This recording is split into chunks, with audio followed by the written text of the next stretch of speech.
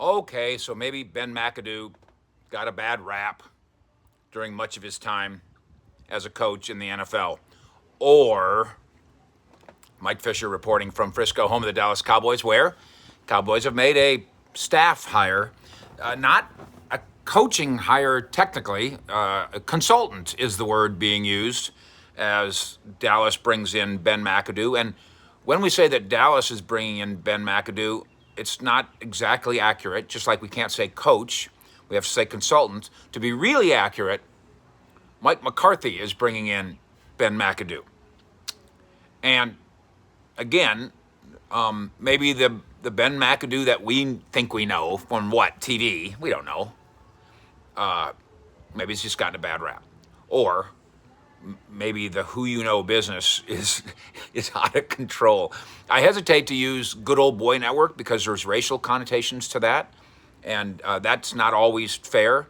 I don't hesitate to say it's a who you know business because the evidence of that pops up time and time and time again. Either way, head coach Mike McCarthy's Cowboys have themselves a new consultant in Ben McAdoo. He is 43.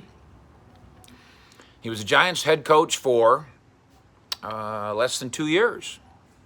His overall record as a head coach is 13-16. That doesn't seem especially abysmal. It's a 500 league, as you may have heard. But New York fans would say that 13-16 record is a bit deceiving for two reasons. Reason number one, they might tell you, he's a doofus. And reason number two is that while he went 11-5 his first year, maybe with his predecessor's team, in year two, he began 0-5, oversaw a rash of off-field behavioral problems. I hate to call it Boatgate, because I think anytime there's a scandal and you put the word gate at the end of it, it makes you seem lacking in cleverness and maybe only semi-literate. But that's what they called it in New York. The New York papers, Boatgate. He orchestrated the benching of Eli Manning, who is something of a big deal in New York. And then finally, he got fired late in the year when the team's record was 2-10. Okay, that was the end of 2017. He did not work in the NFL for 2 years.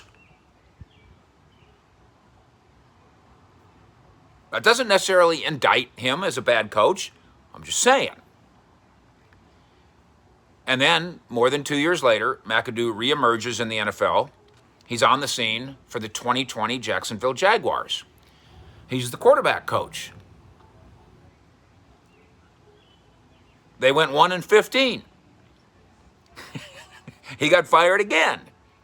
Coach Doug Marrone got fired as the head coach, and along with him, obviously, went I assume, virtually the entire staff, certainly McAdoo. And they make room for the Urban Meyer era. It is no humiliation in Jacksonville to get fired in favor of Urban Meyer, but McAdoo's resume is odd before ascending to the Giants' throne. Odd in the sense that he's kind of a long-time coaching jag, and I mean that in the nicest way. His list of credentials, though, and again, I've never met him. I look forward to meeting him. Let's have a coldie. Let's all get along. When we have an opportunity, and they haven't been often enough in the COVID time, on the opportunities we've had to meet Mike McCarthy and shake his hand and just have a beer with him, and now there's been a couple of those, a very likable fella, a very bright and likable fella. You just want him to win more football games, that's all. And maybe it'll be the same with McAdoo, although we might never see Ben McAdoo. Remember Rob Davis? His title is like isn't he assistant head coach here? And he was kind of in charge of the culture. That was a hard job when there's a COVID time and nobody's even in the locker room hardly. It's a hard time to handle the culture, and then really hard when you don't have Dak Prescott as your quarterback. So, something about the culture goes downhill a little bit then. I don't think that was Mr. Davis's fault, who again is kind of a coach, but he's kind of a mister. And along comes McAdoo, kind of a coach, kind of a mister, but undeniably his greatest credential is his connection with McCarthy. He coached under McCarthy in Green Bay. He worked with the Packers tight ends for 5 years. and then was with the quarterbacks for 2 years after that, and then began his Giants-related ascent.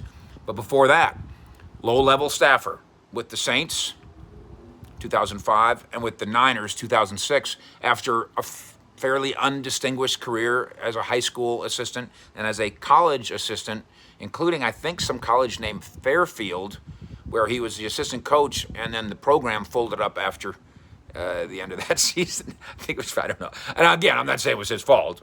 I'm just saying.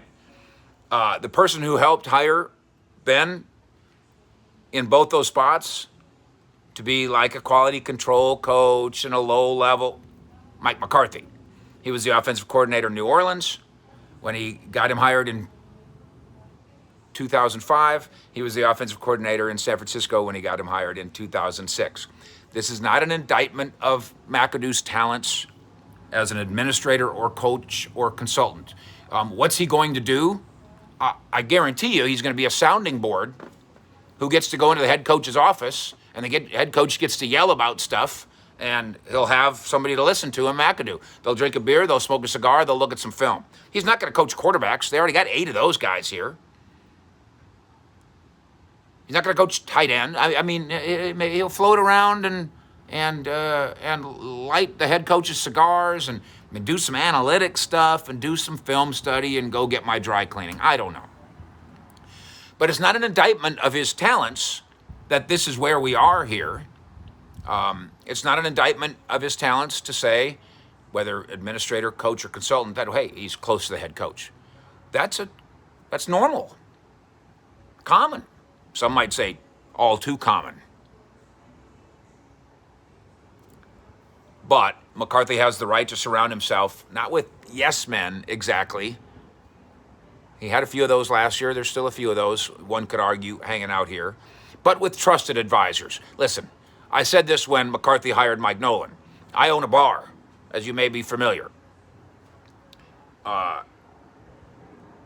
If I could hire my brother Rick to run my bar, I would.